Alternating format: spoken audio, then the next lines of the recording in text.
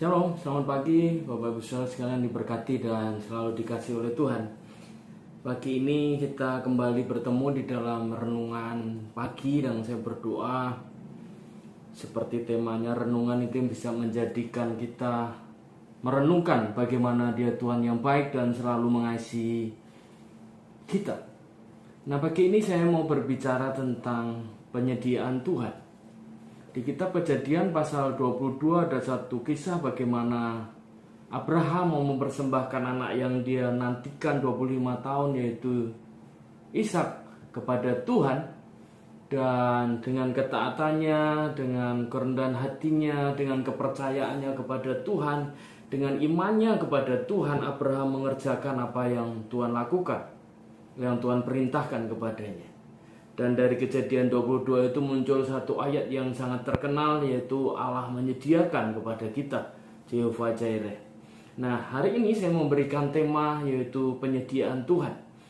Tapi saya berdoa renungan ini bisa mewarnai cara berpikir kita, memberi pandangan yang sedikit berbeda, supaya kita bisa memahami bahwa penyediaan Tuhan itu bukan hanya soal materi, penyediaan Tuhan itu bukan hanya soal jasmani, tapi ada hal yang lebih dari itu. Tapi sebelum kita merenungkan dan belajar, mari kita berdoa bersama-sama. Bapa, di dalam nama Yesus, berkati renungan pagi ini. Biarkan firman yang hamba-Mu sampaikan bisa memberkati setiap kami. Semua kami yang mengikuti channel ini diberkati dan hidup kami terus bertumbuh di dalam Tuhan. Terima kasih, berkati urapi hamba-Mu dan semua yang mengikuti channel ini pagi ini. Dalam nama Yesus, haleluya, amin. Saya akan mengambil dasar perenungan kita pagi ini dari kitab Filipi pasal yang keempat ayat 11 yang berkata seperti ini, Allahku akan memenuhi segala keperluanku menurut kekayaan dan kemuliaannya. Ada satu pujian berkata begini, Allahku kan memenuhi keperluanku menurut kekayaan dan kemuliaannya. Allahku kan mencukupi kebutuhanku di dalam Yesus Tuhan. Menarik sekali dalam ujian ini. Tapi sebelumnya mari kita baca sekali lagi Filipi pasal yang keempat ayat yang ke-19. Firman Tuhan berkata seperti ini, Bapak Ibu sudah dengarkan baik-baik atau bisa renungkan bersama-sama di rumah. Allahku akan memenuhi segala keperluanmu menurut kekayaan dan kemuliaannya di dalam Kristus Yesus. Ayat 20-nya Filipi 4 berkata, dimuliakanlah Allah dan Bapa kita selama-lamanya. Diberkati Tuhan, sama-sama berkata amin. Nah, pujian tadi menyatakan, diambil dari ayat ini yang menunjukkan dengan jelas kepada kita bahwa Allah akan memberikan kepada kita menurut kekayaan dan kemuliaannya. Artinya semua yang diberikan Tuhan itu untuk dari kekayaan Tuhan dan digunakan untuk kemuliaan Tuhan menurut kekayaan dan kemuliaannya di dalam Kristus Yesus. Nah, Bapak Yesus dikasih oleh Tuhan, Bapa Tuhan kita, Yesus Kristus, Allah kita itu seperti orang tua yang baik kepada kita. Orang tua yang baik tidak akan memberikan kepada anak-anaknya hal-hal yang bisa menyakiti anaknya, hal-hal yang bisa merugikan anaknya, hal-hal yang bisa mencelakakan anaknya. Contoh, benda tajam, anak kecil nggak boleh, belum waktunya. Nanti kita mengerti bahwa ada waktu Tuhan, ada waktu kita. Jadi kita harus percaya bahwa waktu Tuhan itu selalu yang terbaik. Nah, Tuhan itu memposisikan dirinya seperti orang tua, karena itu dia disebut Bapa. Nah, Bapa yang baik akan memberikan kepada anak-anaknya sesuatu yang baik buat anak-anaknya. Dia tidak akan memberikan batu kepada yang meminta roti, atau racun, atau hal-hal yang tidak baik yang bisa merugikan anak-anaknya. Jadi setiap apa yang diberikan Tuhan, sekali lagi Filipi pasal 4 ayat 19 tadi dengan jelas mengatakan menurut kekayaan dan kemuliaannya. Allah kita tentu saja Allah yang maha kaya. Dia pencipta segala sesuatu yang ada di dunia ini. Dan yang harus kita kerjakan adalah memuliakan namanya, termasuk dalam hal penyediaan Tuhan ini. Bapak Ibu saudara menyadari bahwa Allah pasti menyediakan apa yang menjadi kebutuhan kita. Nah, kalau Tuhan menyediakan kepada kita, kalau Tuhan memberikan kepada kita, kalau Allah menyediakan segala sesuatu yang kita butuhkan, tujuannya supaya kita memuliakan Dia, tujuannya supaya kita semakin serupa dengan Dia, tujuannya bukan untuk kekayaan diri, tujuannya bukan untuk memuliakan diri, tujuannya adalah untuk kemuliaan Tuhan. Nah, ada segelintir orang Kristen, ada sebagian orang percaya, mungkin juga saya dulu berpikir bahwa Tuhan itu hanya menyediakan hal yang bersifat materi. Orang sering mengenal hari ini teologi kemakmuran namanya. Tuhan dihubungkan dengan semua hal yang bersifat materi. Tuhan dihubungkan dengan segala hal yang bersifat jasmani. Tuhan menghubungkan segala sesuatu yang berhubungan dengan bersifat fisik. Itu tidak salah, tetapi itu tidak lengkap.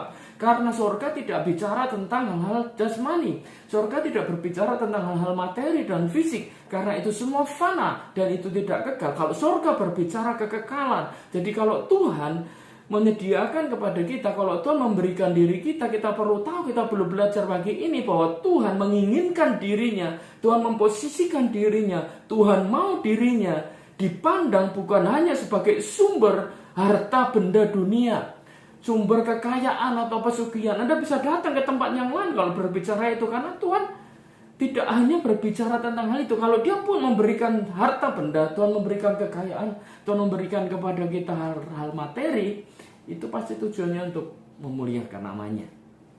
Prinsip diberkati untuk memberkati itu harus menjadi kehidupan kita. Prinsip diberi untuk memberi itu ada di dalam kita, karena Tuhan selalu memberi supaya kita memberi kepada orang lain.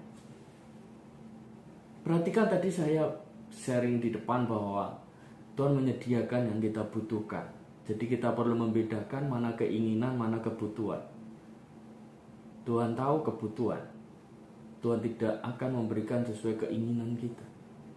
Yakobus 4, kalau kita berdoa sesuai keinginan kita, hawa nafsu kita, Tuhan gak akan jawab. Tuhan akan memberikan sesuai apa yang kita butuhkan. Dia mengerti, Allahku akan memenuhi kebutuhanku, keperluanku menurut kekayaan, bukan keinginanku, bukan kemauanku.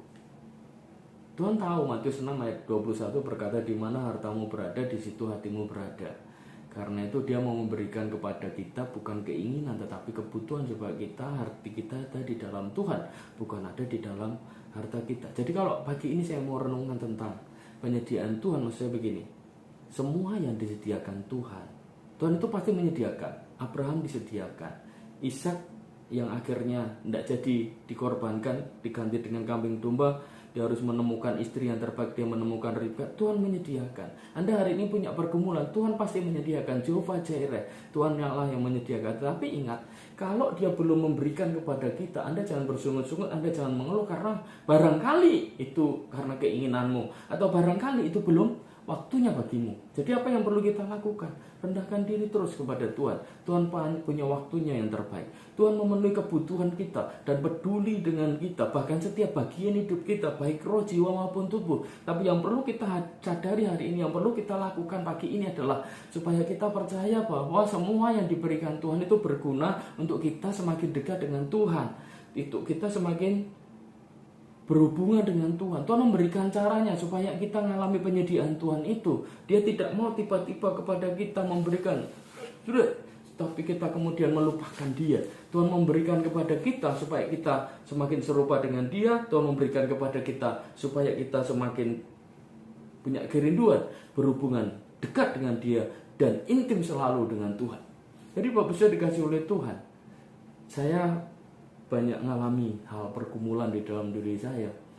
Beberapa yang saya gumulkan itu tidak Tuhan jawab, tapi beberapa bahkan Tuhan jawab. Bahkan sebelum saya berdoa, saya berpikir saja, saya memahami konsep ini, bahwa Tuhan akan memberikan sesuai kebutuhan, bukan sesuai keinginan saya. Yang kedua, saya belajar bahwa ada waktu saya, ada waktu Tuhan. Mungkin kalau saya dikasih hari ini, saya bisa menjadi sombong, makanya Tuhan belum memberikan kepada saya. Tuhan memberikan menurut waktunya. Jadi Bapak Ibu harus menyadari bahwa Tuhan itu menyediakan, Tuhan itu pasti memberikan, Tuhan itu pasti mengadakan buat anak-anaknya. Tapi anak-anaknya, kita semua harus menyadari bahwa kita harus mengerti mana kebutuhan, mana keinginan. Kita harus mengerti, kita harus memahami mana waktu kita, mana waktu Tuhan. Kita harus mengerti ini untuk hawa nafsu kita atau untuk kemuliaan Tuhan. Allahku akan memenuhi segala keperluanku menurut kekayaan dan kemuliaannya di dalam Kristus Yesus. Barangkali juga kita menyadari kita nggak minta dalam nama Yesus, karena ini nama yang penting, nama yang prinsip yang harus kita sebut di dalam doa kita, karena di dalam namanya segala sesuatu akan dikerjakan oleh Bapa. Jadi itu saja renungan saya pagi ini, Bapak bisa, saya rindu Anda diberkati hari ini. Mana kebutuhan itu Tuhan akan sediakan, mana keinginan pasti Tuhan tidak akan berikan. Yang kedua, percaya waktu Tuhan atau kita ngotot dengan waktu kita.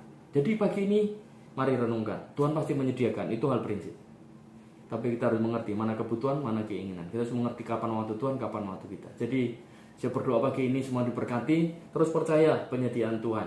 Kalau engkau sakit dan engkau belum disembuhkan, percaya Tuhan itu pasti menyembuhkan.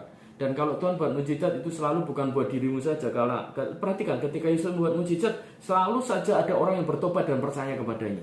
Siapapun, Bartimeus bertobat sekelilingnya, ikut melihat Yesus dan mereka percaya kepada Yesus. Zekeus mengenal Tuhan, lingkungannya pun melihat Yesus, bahkan sekeluarganya bertobat kepada Yesus Kristus. Jadi ingat, kalau Tuhan buat mujizat tidak hanya buat Anda, karena Tuhan bukan Tuhan yang egois. Dia mau banyak orang akan melihat kemuliaannya. Itu saja renungan pagi ini, mari kita berdoa. Bapak diberkati semua kami yang mengalami, yang rindu untuk dijamah, diberkati oleh Tuhan. Pagi ini kami menyadari Tuhan memberikan yang terbaik buat kami, Tuhan menyediakan untuk kami, Tuhan memberikan kepada kami yang terbaik menurut waktu Tuhan, menurut kebutuhan kami dan bukan keinginan kami. Terima kasih Tuhan, kami percaya pagi ini penyediaan-Mu dalam hidup kami.